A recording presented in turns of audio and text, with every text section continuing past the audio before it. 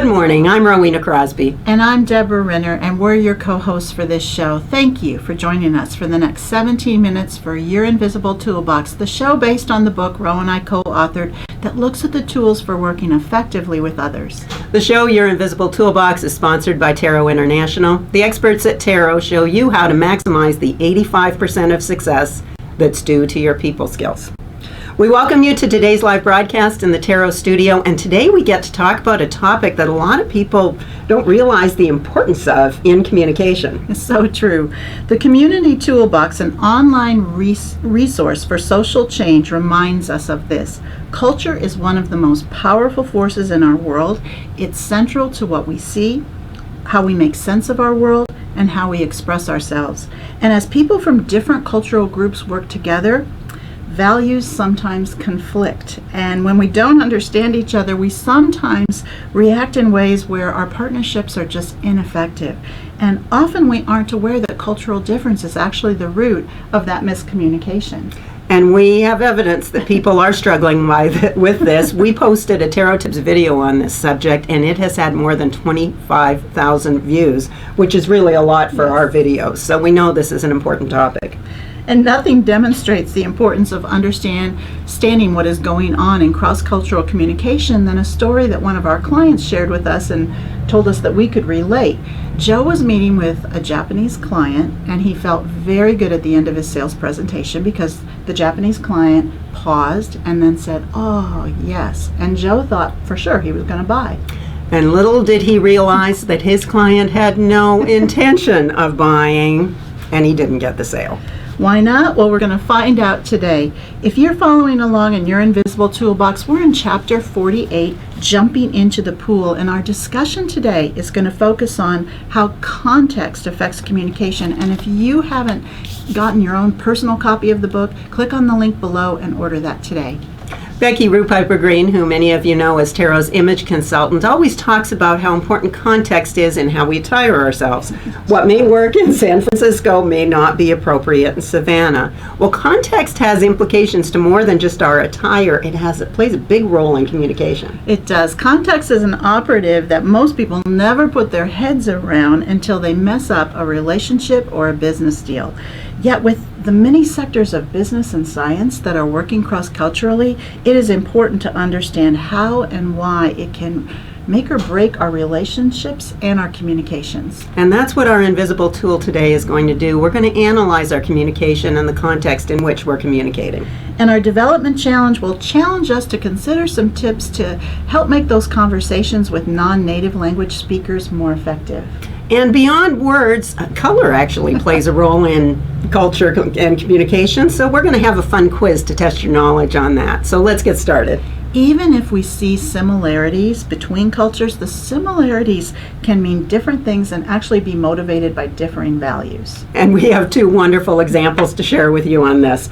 The first is Mr. Morita, who happened to be the president of Sony at the time he conceived of the Walkman. So some of our viewers hopefully remember what the Walkman invention was. Mr. Morita liked listening to classical music.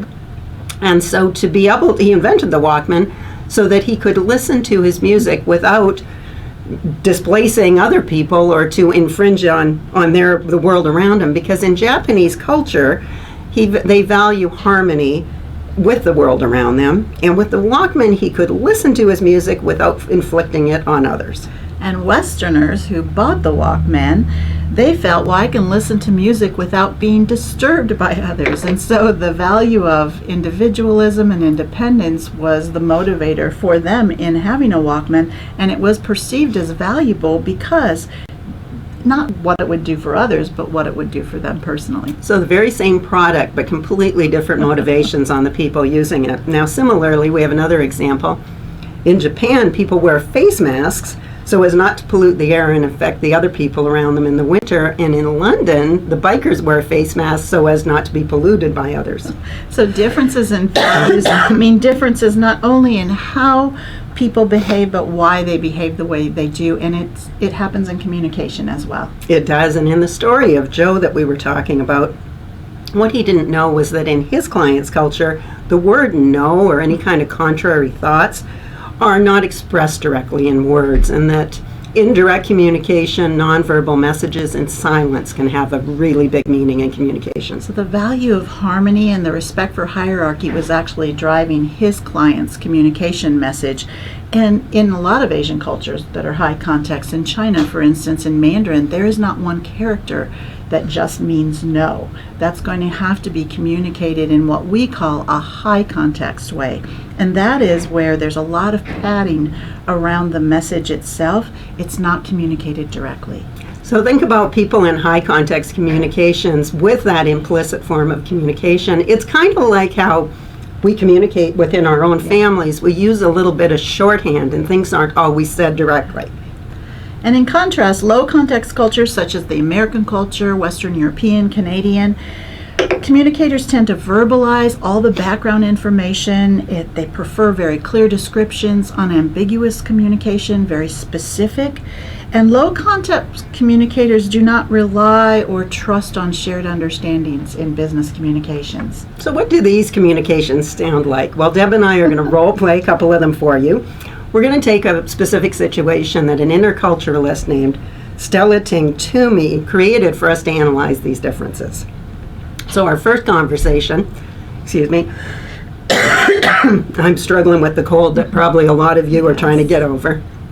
Our first conversation is with two low context communicators. So imagine two Americans in a conversation here. All right, so I'm going to start it off. Well, we're going to New Orleans this weekend. Oh, what fun. I wish I were going with you. How long will you be there? And in my mind, I'm thinking if she wants a ride, she's going to ask. 3 days. Can you take us to the airport? Of course, sure. What time do you need to go? 10 o'clock. So, very simple communication there. So the Americans assume that if they need a ride, they'll ask, and they'll tell if they need one. So let's try it as it might play out with two high context communicators, maybe two people from an Asian culture.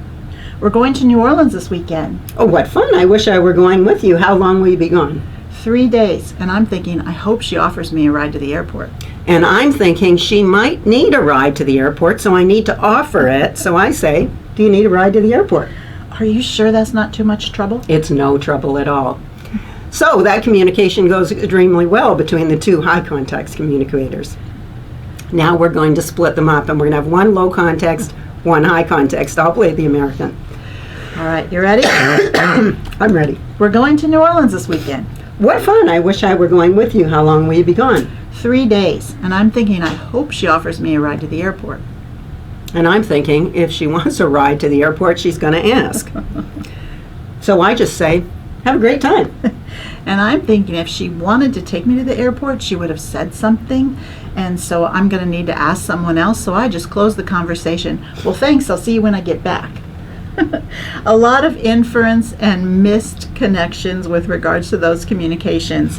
Values around harmony for a high context communicator are going to affect them asking directly, and values around individualism for the low context communicator are going to affect them offering.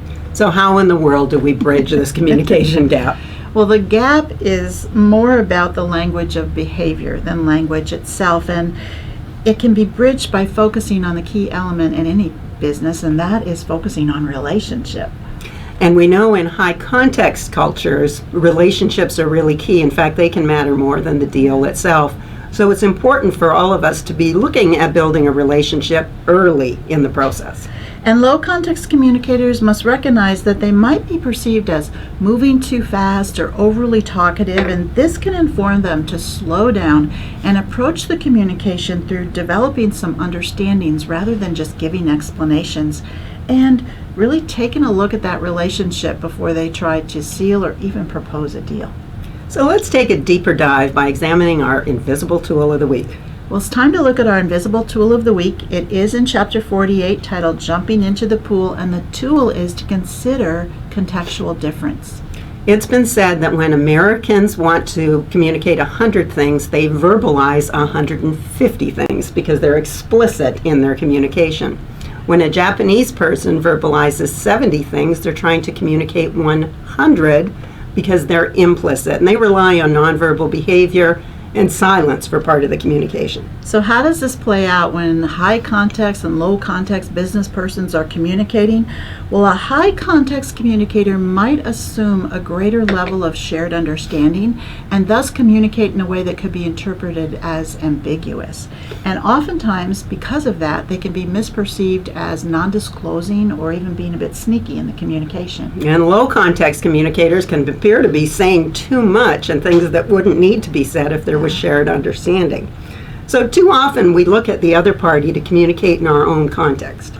So how can we consider context when we're in a communication situation? Well, the first thing is analyze your own communication style. To really recognize what it is, and then try to find a way to get some experiences communicating with someone from a context different than yours. So if you're American, find an Asian partner, start communicating and actually building some relationships, because from that you will enhance your ability to communicate cross-culturally. And in the conversation scenario we just played through, if there was a better relationship, there would have been fewer misunderstandings. Well, now it's time to look at our development challenge of the week. And context is key when communicating cross-culturally, but so is having some tips for making conversations easier when both parties are not conversing in their native language, maybe trying to converse in English. So let's take a look at some of the tips to be mindful of when we're trying to communicate and we have a non-native speaker. And our first set of tips is going to be about your verbal behaviors. So first of all, think about using clear, slow speech patterns. Repeat important ideas in different ways. Avoid long compound sentences and use active rather than passive verbs. And in your nonverbal behaviors, try these. Use as many visual restatements as you can, slides and pictures and graphics. Use appropriate facial and hand gestures to enhance your message. Act things out if you can, if it's appropriate. Pause more frequently. And distribute written summaries. If you're giving a verbal presentation, give a written summary afterwards for people to be able to respond to. And to make sure that your message is being received accurately, this is so important, so try these tips. When the other person is silent, pause. That's hard. That's so hard. Don't jump in to fill a silence. They may be actually translating into their native language, and that takes a little bit of time. Don't make the mistake of equating poor grammar and mispronunciation with a lack of intelligence. That could simply be a sign that they're doing translation. And if you're not sure, assume difference, not similarity. And with regards to comprehension, don't assume they understand what you meant, assume that they don't. And then ask someone to paraphrase back whatever your communication was so that you can get an idea of what of it they did understand and clarify if necessary. And finally, in your design of the communication, take frequent breaks. Second language listening is exhausting. Divide the material you're presenting into smaller modules and allocate more time than you normally would for presenting the ideas. We've used all these tips when we have trained internationally in English and it wasn't necessarily their first language, and they really do work. They do, and even working with a diverse workforce domestically, they do work. So all of these, be mindful of them. They're going to enhance your communication in general, and especially those cross-cultural communications. Well, as we know, it isn't just words that communicate, color does as well. And this is the segment we call This Week's Quiz. And we're going to take a look at the symbolism of color across cultures by looking at 3 different quiz questions. So we'll look at these culture-related questions and see how many you can get right. So here's the first question. Which color means good luck in China and means morning in South Africa? And by morning, we don't mean good morning, the AM part of the day. We mean grieving kind of morning. So good luck in China, morning in South Africa. That color's red. Like your jacket. Like my jacket. Good luck in China. Yes. Which color represents calmness in the United States and heaven and spirituality in Iran? And that color is blue. And our final quiz question. Which color represents death in Asia and new beginnings in the United States? If you guess that was the color white, you're right. So colors have different meanings, as do words. It's pretty fascinating, Isn't it, though? We communicate in a lot of different varieties. Let's take a look at our social media posts of the week. Those of you that follow Tero on social media already know that we post useful links and content several times every day on social media platforms. We're going to feature 2 of those today. Our first post is a TED Talk, 3 Ways the Brain Creates Meaning by information designer Tom Wujek. And Tom talks about the 3 areas of the brain that help us understand words, images, feelings, and connections. This is very helpful with cross-cultural communication. He talks a lot about graphics. You can take a look at this post on all Tero social media platforms today. And our second feature post is one of our own Tero Tips videos, and it is our most heavily watched one on high context, low context communication. Those of you subscribed to Tero's YouTube channel already know that we post a very brief video every Tuesday, and this one on cross-cultural communication will be highlighted and featured on Wednesday. 25,000 views, don't miss that one. Well, thank you for joining us today. If you missed any portion of the program or if you'd like to share it with others, you'll find the entire program loaded up to Tero's YouTube channel.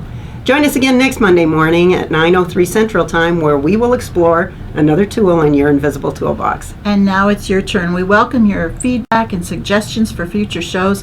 Email your ideas to ideas@yourinvisiblettoolbox.com and join us out there on your favorite social media platform. And if you haven't subscribed to Tero's YouTube channel, subscribe today and you'll be alerted as to when future shows are going to air. A thank you to Kyle Plummer, our cameraman and director, and Rachel Trainham, who is assisting with this show. And thanks to all of you for joining us today. And that's a wrap.